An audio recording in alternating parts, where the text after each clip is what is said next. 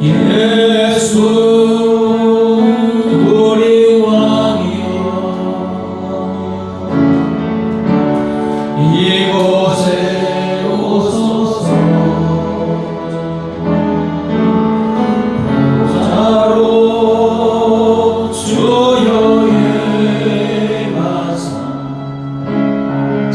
찬양을 받아주소서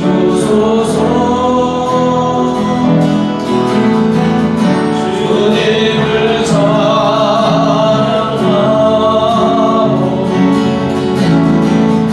주님을 경배하오니 왕이신 예수여 오소서 좌정하사 다스리소서 주님을 찬양하오니 주님을 찬양하오 주님을 경배하오니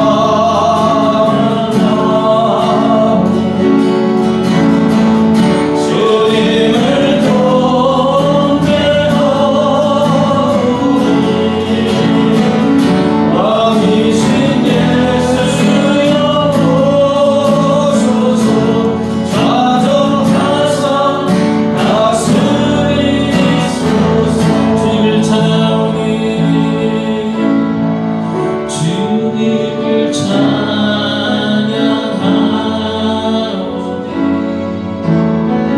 주님을 경배하오니 왕이신 예수여 오소서 좌정하사 다스리소서 왕님으로 주님을 찬양하오니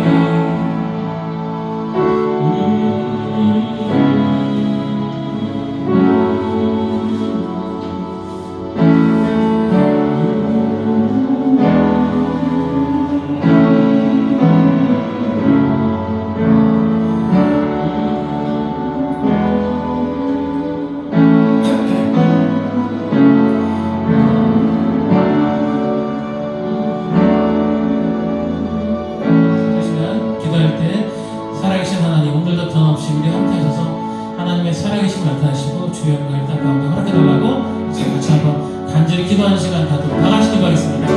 할렐루야. 하나님 아버지 감사합니다. 이 자리에 임재하신 하나님, 사랑하는 자녀들의 찬양과 경배와 예배를 아버지 이 시간 이 자리에 임재하셔서 기뻐 받아주시고 감사합니다.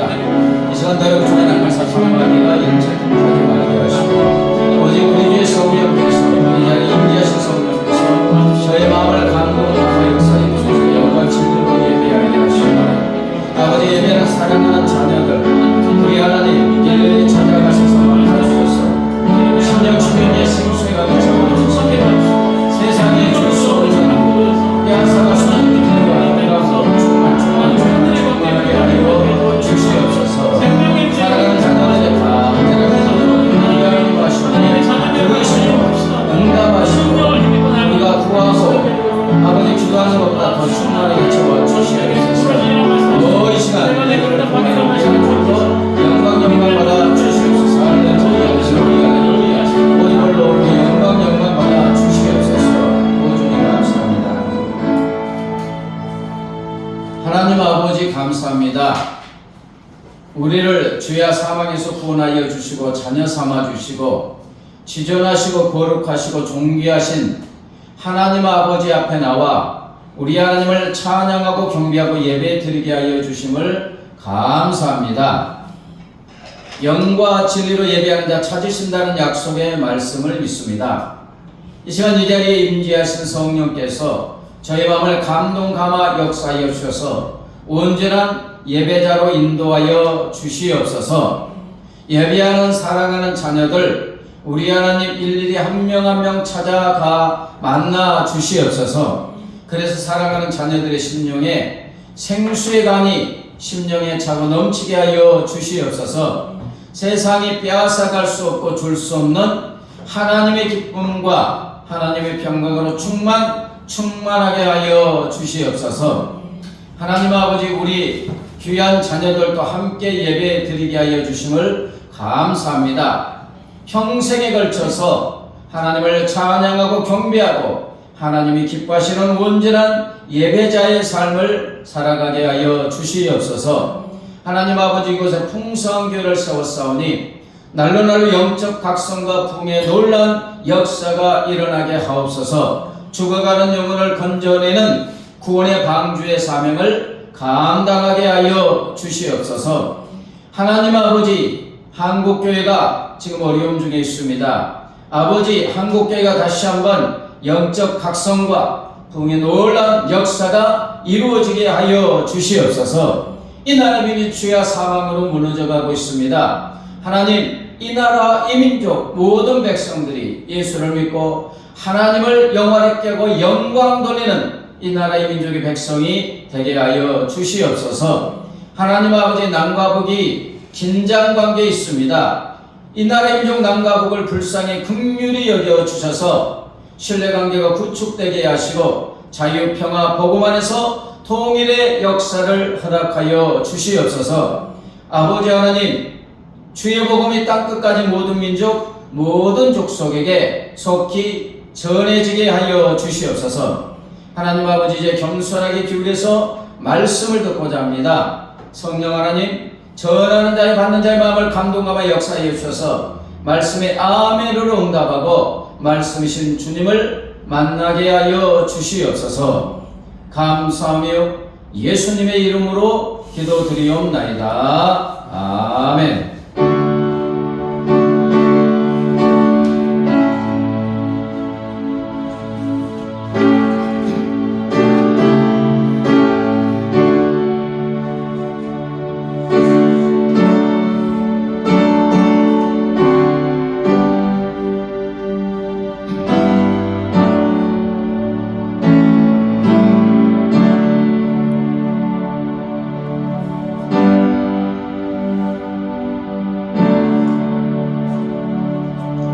생명의 말씀은 구약성경 시편 91편 1절부터 11절 말씀입니다. 저와 여러분이 한 절씩 번갈아서 읽습니다. 지존자의 은밀한 곳에 거주하며 전능자의 그늘 아래에 사는 자여, 나는 여호와를 향하여 말하기를 그는 나의 피난처요 나의 요새요 내가 의뢰하는 하나님이라 하니, 이는 그가 너를 새 사냥꾼의 올무에서와 심한 전염병에서 건지실 것임이로다.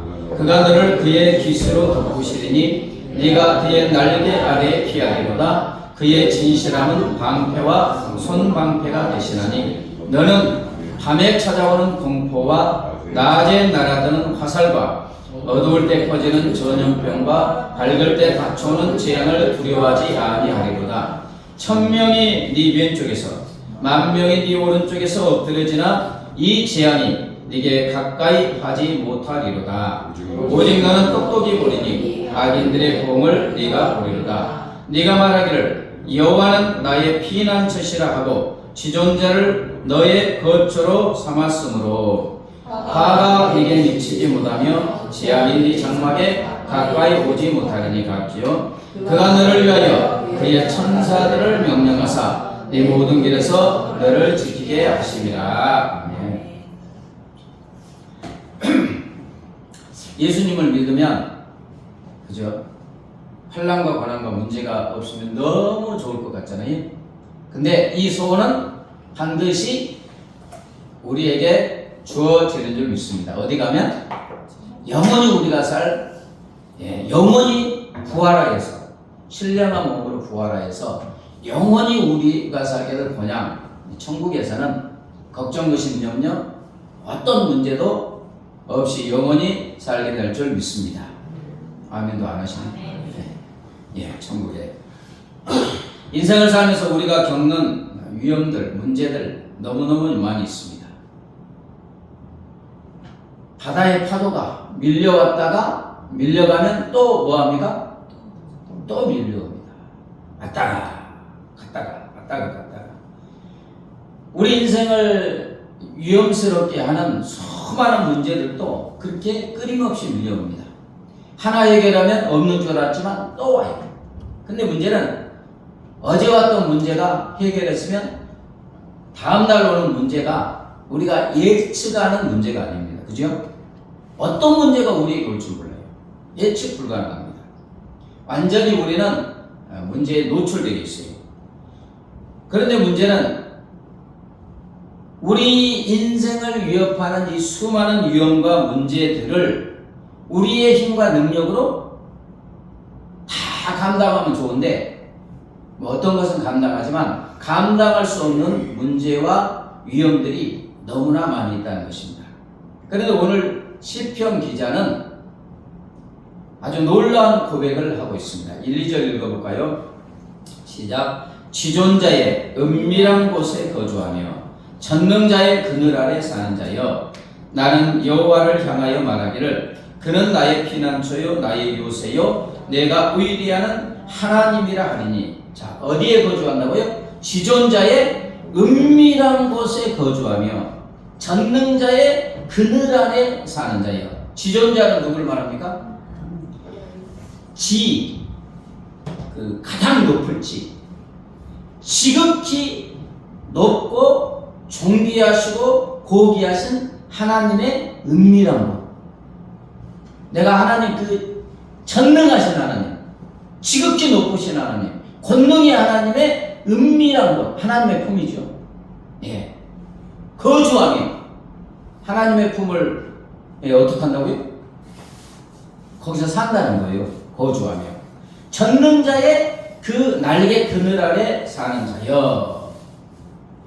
이제 시편 기자는 이렇게 고백하고 있어요. 어미새가 새끼를 보호하기 위해서 이렇게 날개를 어떻게 합니까? 옛날에 시골에서 암탉을 기르다 보면, 닭을 기르다 보면 새끼가 나지 않나요? 그럼 새끼들이 어미닭 이렇게 날개 아래 다 들어가면 보이지 않습니다. 하나님의 그늘 아래 거하는 자여. 이렇게 살고 있다는 거예요. 그 결과 어떤 고백을 합니까?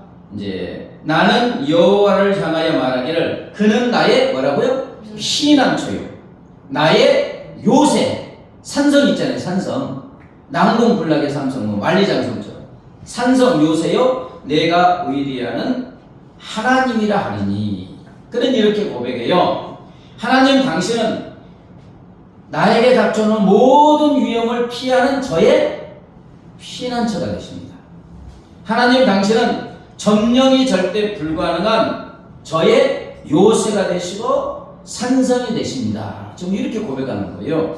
그러므로 하나님 당신은 제가 오직 유일하게 신뢰하는 나의 하나님 되십니다. 이렇게 고백하면서, 자, 여러분 오늘 시편 기자는 왜 이런 고백을 하고 있습니까? 하나님께서 지존자의 은밀한 곳에 거하며 하나님 날개 아래 거하니까 하나님 당신은 나의 피난처십니다. 이렇게 고백하는 이유는 하나님께서 자기를 모든 위험에서 완벽하게 보호하여 주심을 알기 때문인 줄 믿습니다. 자, 9절 10절 읽어볼까요? 시작. 네가 말하기를 여호와는 나의 피난처시라고 지존자를 너의 거처로 삼았으므로 화가 네게 미치지 못하며 재앙이 네 장막에 가까이 하지 못하리니. 여호와께서 자기의 피난처가 되시고 지극히 높으신 하나님을 자기 거처가, 자기 집이 되시기 때문에 어떤 화도 자기에게 미치지 못하고 어떤 불행도 자기를 덮치지 못한다. 어떤 재난이나 재앙도 자기 집에 가까이 하지 못한다고 지금 고백하고 있는 것입니다. 무슨 고백입니까? 하나님께서 모든 위험에서 자기를 완벽하게 보호하여 주신다는 인생 경험에서 오는 고백입니다. 자, 오늘 본문을 계속 읽어보면 하나님께서 참으로 다양한 위험 중에서 그때마다 완벽하게 보호하여 주는 것이 오늘 본문의 내용입니다. 먼저 어떤 위험들에서 완벽하게 보호해 주십니까? 새 사냥꾼의 올무와 덫과 함정에서 보호해 주신다. 자, 사냥꾼이 새를 잡기 위해서 뭐를 놓습니까? 예, 올무, 덫을 놓는 거예요. 함정. 여기서 새 사냥꾼의 올무는 비유잖아요. 비유.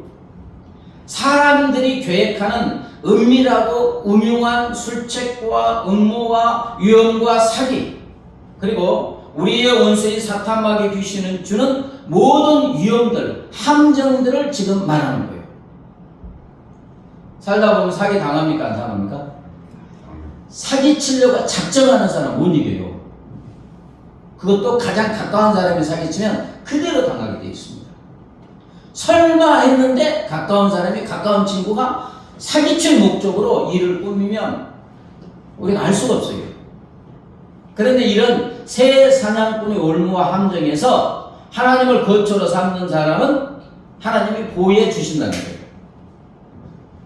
또 무서운 전염병과 수많은 질병에서 보호해 주시고, 잠을 못 이루게 하는 밤에 찾아오는 걱정, 의심, 염려, 두려움과 공포에서 보호해 주시고, 밤낮을 가리지 않고 우리를 위협하는 수많은 종류의 위험에서 보호하여 주신다고 약속하고 있습니다. 오늘 본문을 읽어보면 위험들이 종류가 많죠.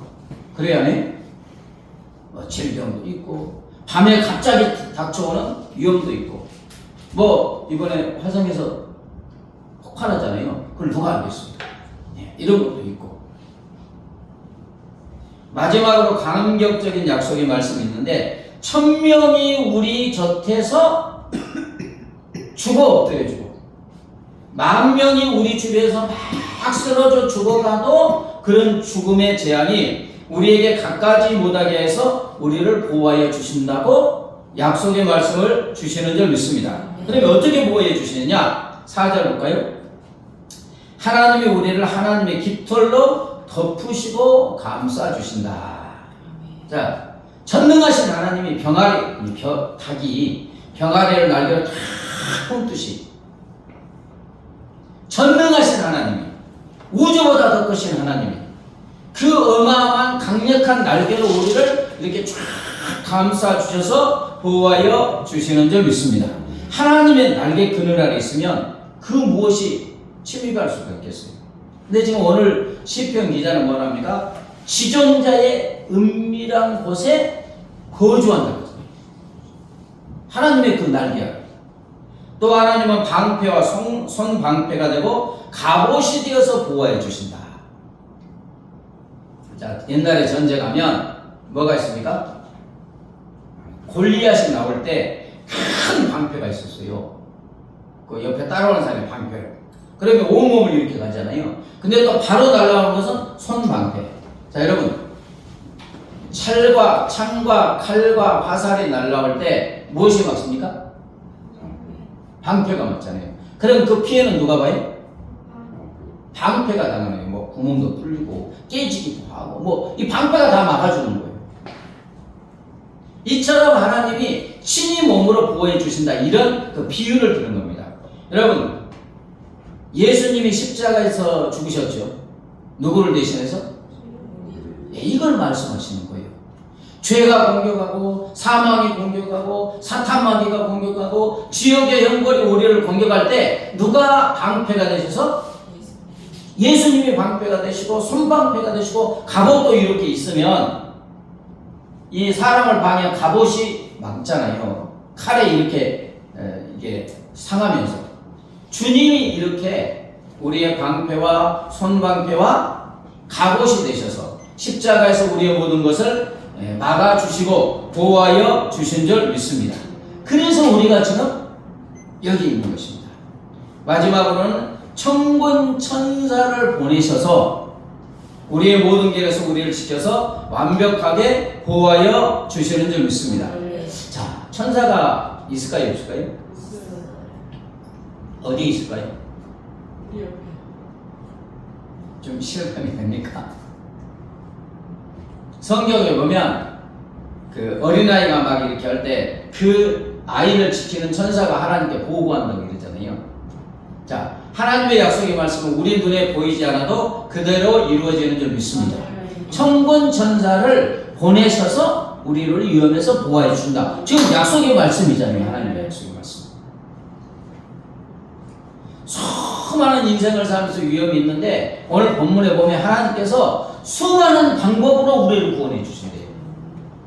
한 가지 방법이 아니라 그때 아주 필요적절한 방법으로 우리를 완벽하게 보호해 주신다. 왜 우리를 이렇게 보호해 주십니까? 사랑하시기 때문인 줄 믿습니다.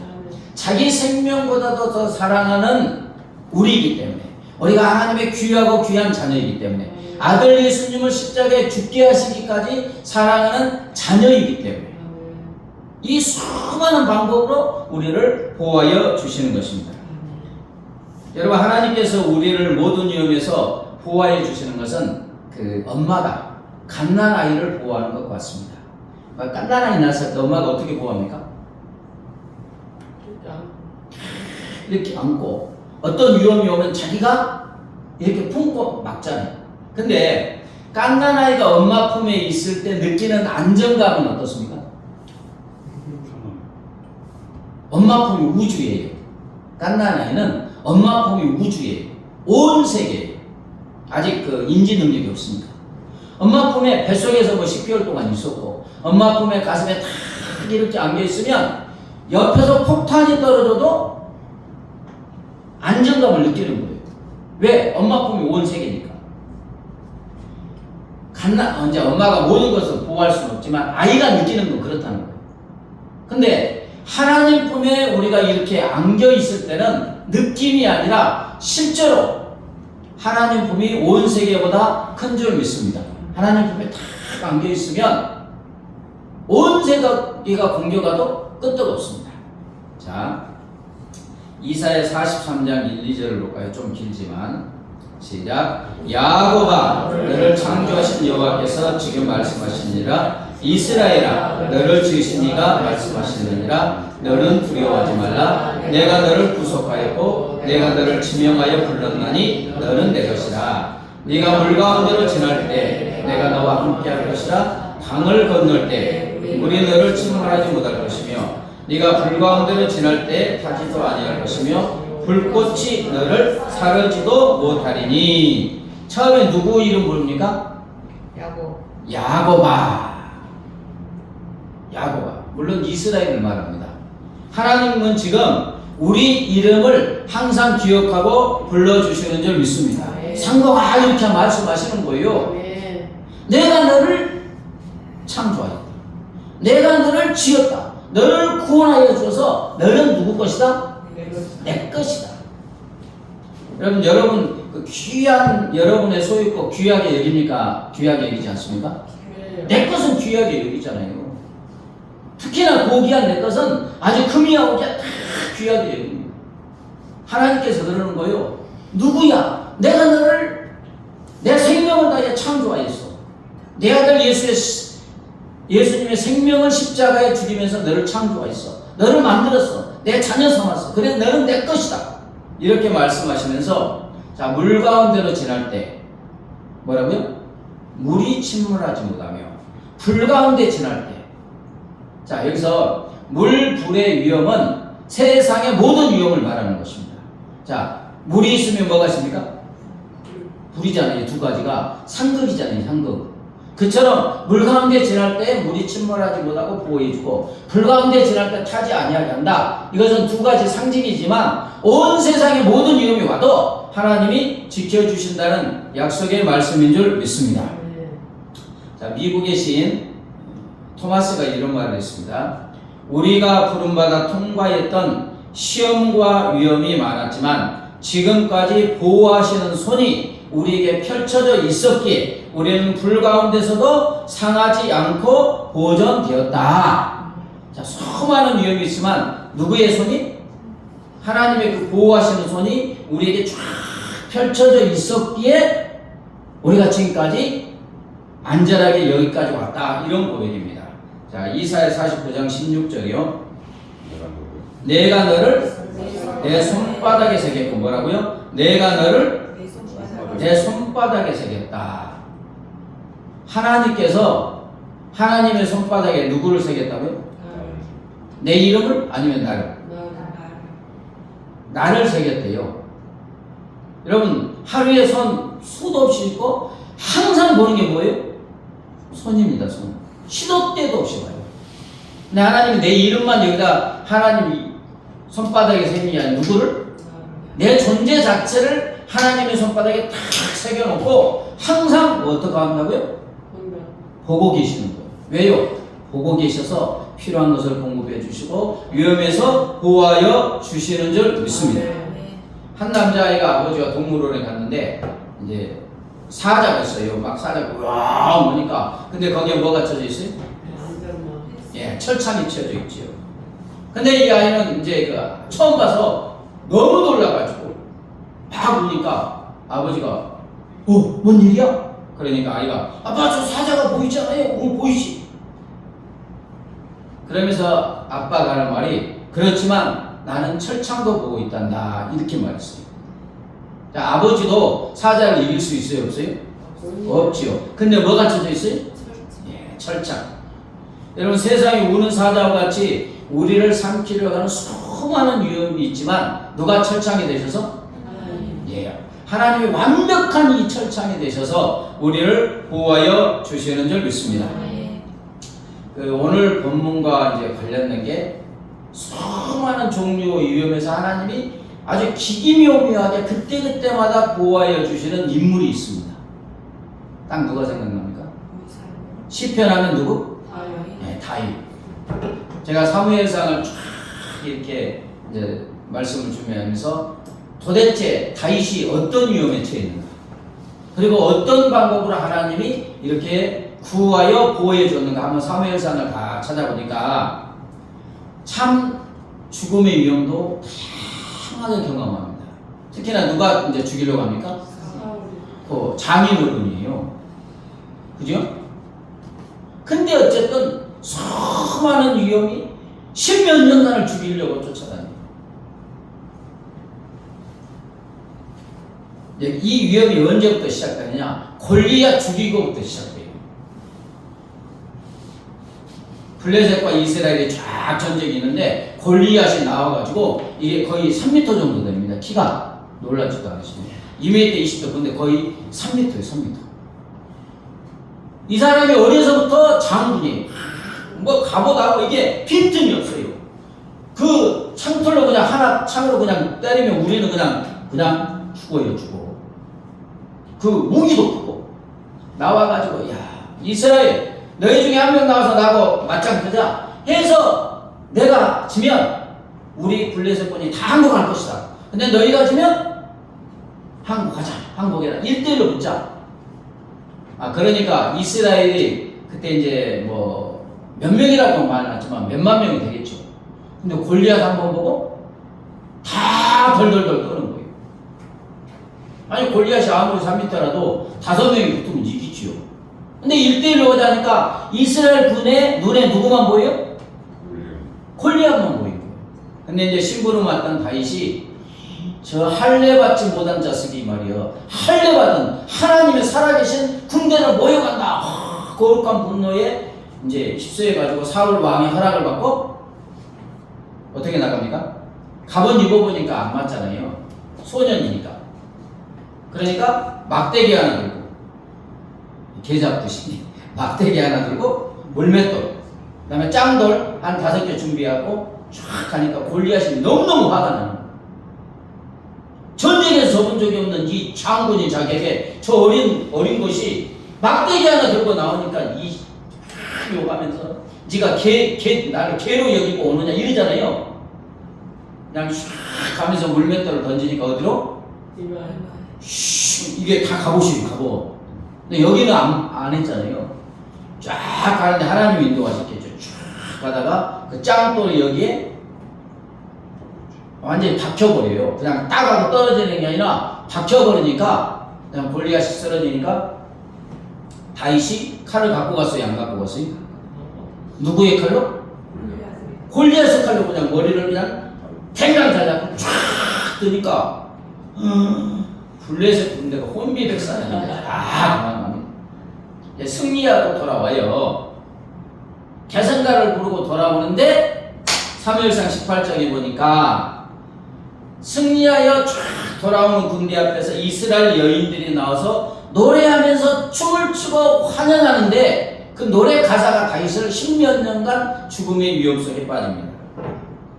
사무엘상 18장 7절을 볼까요? 시작. 여인들이 뛰놀며 노래하여 이르되 사울이 죽인 자는 천천히요. 아니 지금 누가 왕이에요? 근데 자 보는데 이스라엘 여인들이 나와서 막 춤추며 기뻐가지고 노래하면 사울 왕이 죽인 자는 몇 명? 천천히요. 다윗이 죽인 자는?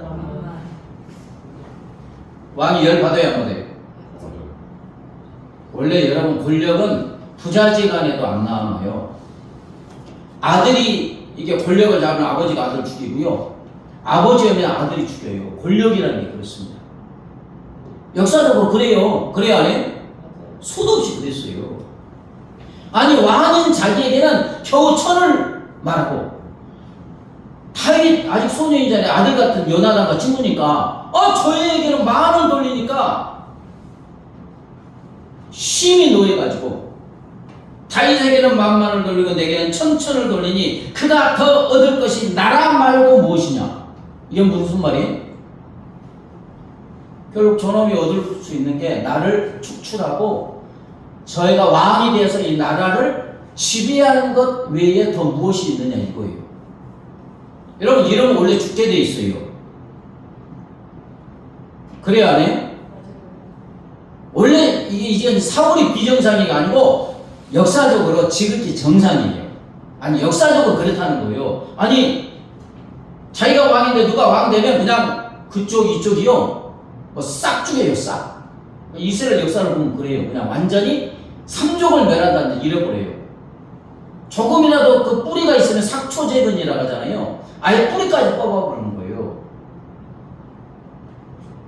보니까 다윗이 이제 왕이 될 것 같으니까 이때부터 사울이 별의별 방법을 동원하여 다윗을 10몇 년간 죽이려고 합니다.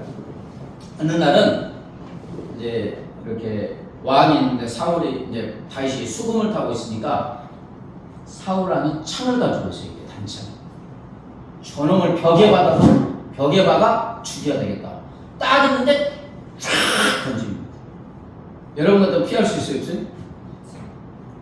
그게 야 너 받아와라 하러 오는가 갑자기 들어고 왕이 치면 바짝 어리면 그냥 박히는 거예요, 창에.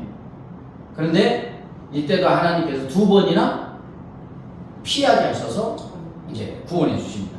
여러분 왕이 던지면 피해야 돼요, 안 피해야 돼요? 네? 원래는 못 피하게 돼 있죠. 왕이 죽이려면 죽는 거예요. 그 면전에서 그냥 창을 던지잖아요. 그것도 3개인가 가가지고 그냥 막 이렇게. 근데 하나님이 다윗에게 담대함도 주시고 또 민처함도 주셔서 피하여 구하여 주신 줄 믿습니다. 근데 또 보면 다윗이 수많은 위험인데 누가 또 다윗을 구해 주느냐? 사울의 아들 요나단과 딸 미갈이 구해 줘요. 원래는 그러면 안 돼요. 역사적으로 보면 저희가 왕이 된다. 그러면 자기들 다 죽으니까 그렇게 안 되는 거예요. 근데 사울 왕이 다윗을 죽이려는데 특히나 요나단이 몇 번이나 다윗을 구해줍니다. 여러분 왕의 마음과 명령을 가장 잘 아는 사람이 누구예요? 과치는 요나단이에요. 요나단. 그래서 왕인 아버지가 죽이려면 그걸 알아가지고 다윗에게 말하고 피하게 하고 뭐하게 하고 하여튼 할 수 있는 방법을 동원해서 다 이제 다윗을 살려줍니다. 어느 날은 이제 다윗이 미갈이 지금 이제 다윗의 아내잖아요. 사울 왕의 딸 잡으러 오니까 미갈이 창문에다가 줄을 달아서 빨리 도망가라. 그렇지 않으면 당신 죽는다고 해서 또 구해주기도 합니다. 이렇게 이제 구해줬잖아요. 나아만 나요새 있는 것을 이제 다윗이 피해가지고 도망가니까 정예병 이제 그 군인들을 보내요. 잡아오라고. 자, 이때 어떻게 구해줬겠습니까, 하나님? 읽어봐야 알죠. 응? 자, 보냈는데 군인을 보냈어요. 근데 성령이 하나님의 영이 다윗을 잡으러 오는 사람들의 하나님의 영이 역사를 하니까 예언하게 해요. 자, 잡을 수 있어요, 없어요? 근데 사울 왕의 명령은 아무것도 아니에요. 하나님의 영이 쫙 해서 지금 하나님의 영을 영에 의해서 예언하니까 지금 본문을 다 잊어먹은 거예요. 근데 그것을 이제 못 잡으니까 또 보내요. 근데 하나님이 여기 또 역사해. 또 보내니까 또 역사해. 세 번이나 이래요. 그러니까 열받아서 누가 갑니까? 사울왕이 직접 가. 사울왕이 가는데 또 하나님의 영이 또 임하니까 그냥 다윗을 잡으러 갔다가 예언만 오고 와요. 이렇게 해서 이제 또 다윗을 구해줍니다. 자, 상상할 수 없는 방법으로 구해주는데, 이제 다윗과 그의 사람들이 광야 남쪽 이제 마온 광야 아라바에 있을 때 이제 사울이 쫓아왔습니다. 근데 지금 가까이 있어요, 가까이. 포위되면 잡혀요. 이제 굉장한 위험에 포위되면 잡히게 됐어요. 뭐 다윗의 군대는 없으니까. 정예병 3,000이나 막 데리고 왔으니까. 근데 포위되면 잡히는데 전령이 쫓아옵니다. 왕이 시여 급히 오소서 블레셋 사람들이 땅을 침노하나이다. 왜 이때 블레셋이 침공합니까? 누가 역사하신 거예요? 네. 조금만 시간만 주어지면 다윗을 잡을 수가 있는데 블레셋이 침공이었대. 다윗 잡으려다가 나라 망하게 생겼으니까 그럼 자기도 끝나니까 어쩔 수 없이 그냥 눈물을 삼키면서 다윗을 못 잡고 이제 돌아가서 살려줍니다. 하나님이 시기적절하게 완전하게 보호하여 주신 줄 믿습니다.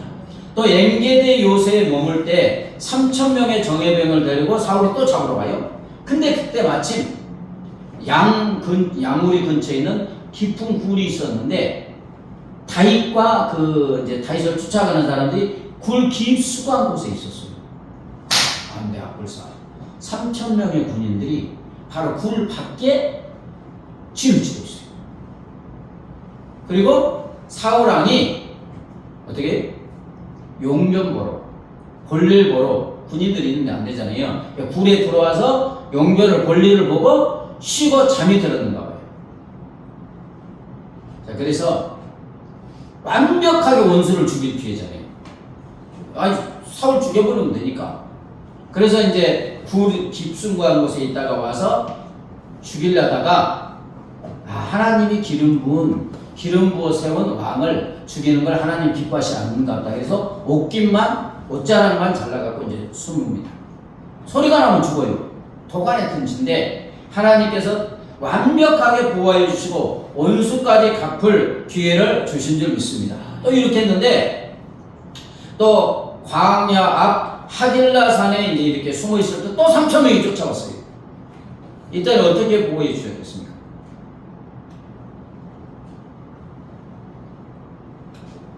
이 다윗이 지금 가까운 데 있는 거예요. 그런데 이스라엘 3,000명 군인이 사울과 함께 방심해가지고 다 잠을 자고 있습니다.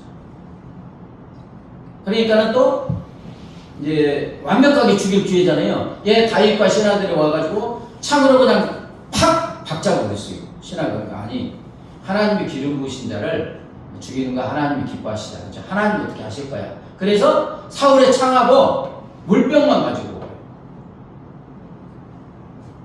사무엘상 26장 12절을 읽어보겠습니다. 시작. 머리에 떠서 창과 물병을 가지고 떠나가되 아무도 보거나 눈치채지 못하고 깨어있는 사람도 없었으니 이는 여호와께서 그들을 깊이 잠들게 하셨으므로 그들이 다 잠들어 있었기 때문이었더라. 자, 어떻게 해서 구원해 주셨다고요?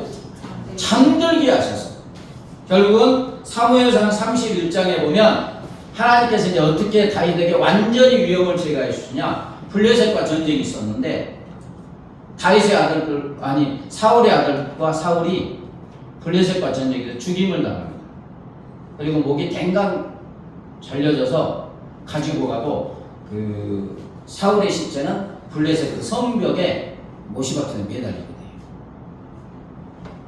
여러분 다윗은 10몇 년간 다윗이 스스로 고백했어요. 내가 한 발만 뛰면 죽음이 내 앞에 있다고 그랬어요. 그렇게 절체절명의 죽음의 위협 10몇 년을 견디는 거예요. 근데 여러분 한 나라의 왕이 군대도 안 가진 다윗을 10몇 년간 못 죽인다는 게 이상한 거예요. 그래요 안 해요? 지금 어디 도망갈 데도 없어요. 군인들 쫓아오면. 근데 십몇 년간 막 광야로 도망가고 굴로 도망가고 못 잡은 게 이상한 거예요. 못 죽인 게 이상한 건데 누가 함께 하셨습니까? 하나님이 기기묘미한 다양한 방법으로 구원하여 주신 줄 믿습니다. 자, 사무엘상 23장 14절 시작. 다윗이 광야의 요새에 있었고 또 광야 산골에도 머물렀으므로 사울이 매일 잘 때 하나님이 그를 그의 손에 넘기지 아니하시니라. 아멘. 여러분, 하나님의 은밀한 지존자의 그 은밀한 곳에 거하는 자 하나님이 지켜주시면 별의별 방법을 동원해도 완벽하게 보호받는 줄 믿습니다. 네, 하나님이 이렇게 하셨어요. 어떤 때는 하나님의 날개 그늘 아래 품어서 보호해 주시고 방패와 손방패가 되셔서 보호해 주시고 어떤 때는 하나님의 산성이 되시고 요새가 되셔서 보호해 주시고 어떤 때는 천군 천사를 통해서 우리를 보호하여 주시는 줄 믿습니다. 열왕기하 6장에 보면 이스라엘의 선지자 중에 엘리야 다음에 선지자가 누구죠? 엘리사예요. 근데 이제 그 아람 왕이 이스라엘을 쳐다보는데 쳐들어올 때마다 요소에 다 해서 이게 막히는 거예요. 누가 알려주니까?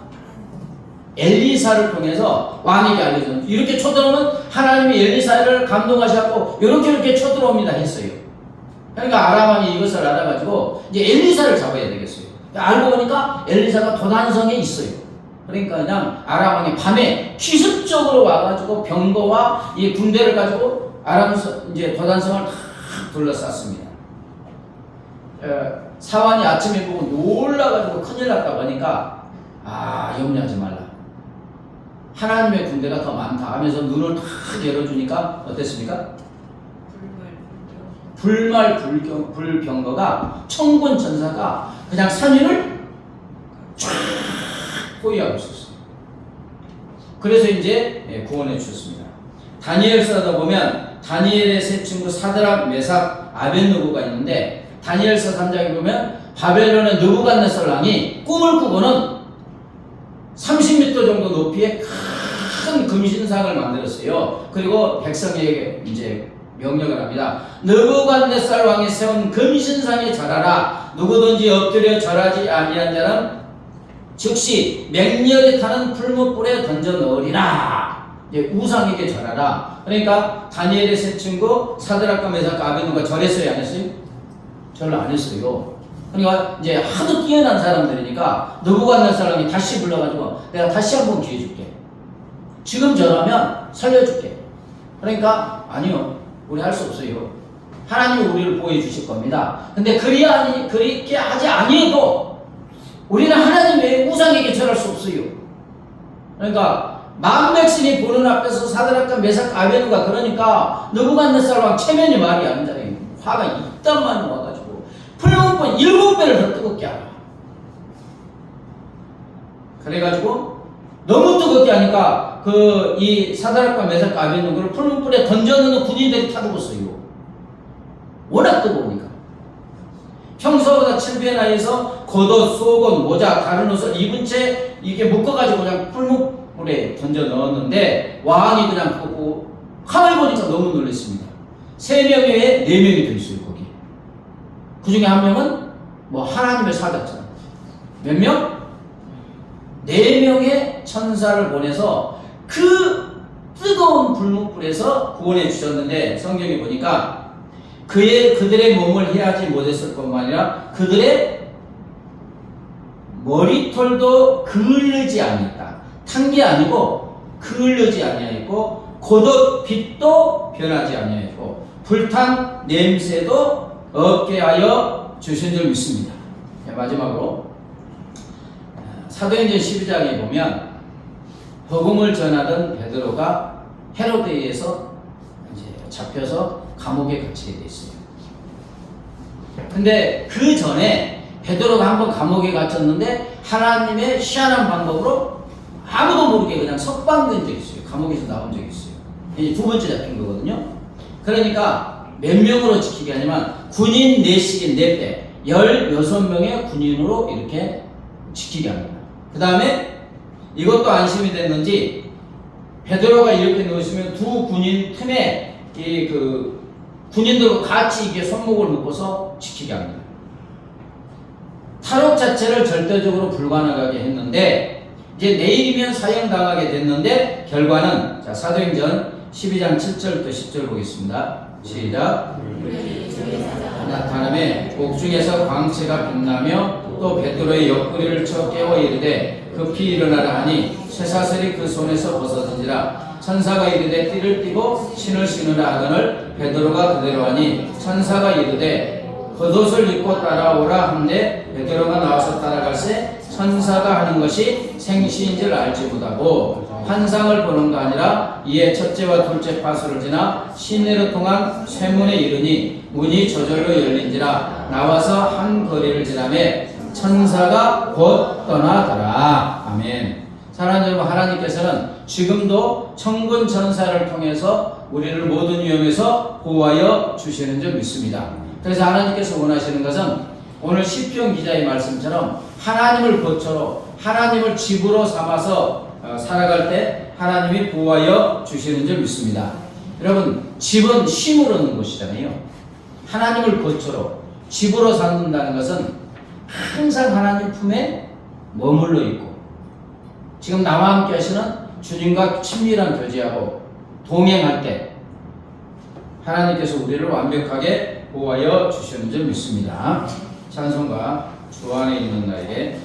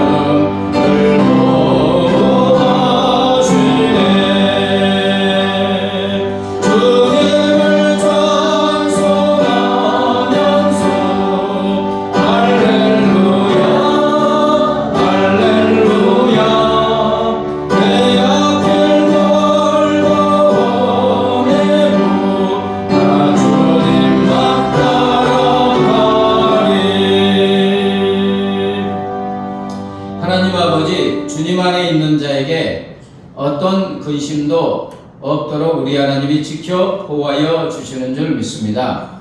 하나님 아버지, 우리가 세상을 살아갈 때 수많은 문제와 위험 속에서 살아갑니다. 우리의 힘과 능력으로는 예측할 수도 없고 능히 이길 수도 없습니다. 그러나 지존자가 되시는 하나님 품 안에, 하나님을 우리의 집으로, 하나님을 우리의 거처로 삼고 주님 안에 거할 때, 주님의 날개 아래 거할 때 우리 하나님이 그 모든 위험 중에서 우리를 완벽하게 보호하여 주시는 줄 믿습니다. 날마다 모든 순간에 내 안에 거하시는, 나와 함께 하시는 주님의 손을 잡고 주님의 품 안에 거하는 우리의 삶이 되게 하여 주시옵소서. 감사하며 예수님의 이름으로 기도합니다. 아멘. 이제는 길이요 진리요 생명이신 우리 주 예수 그리스도의 은혜와 하나님 아버지의 무한하신 사랑과 성령 하나님의 교통하심이 우리를 완벽하게 보호하여 주신다는 약속의 말씀을 믿고 하나님 품 안에 거하는 삶을 살기로 결심하는 사랑하는 주의 자녀들과 그 삶과 터전 위에 이제부터 영원까지 함께 하시기를 간절히 축원하옵나이다. 아멘.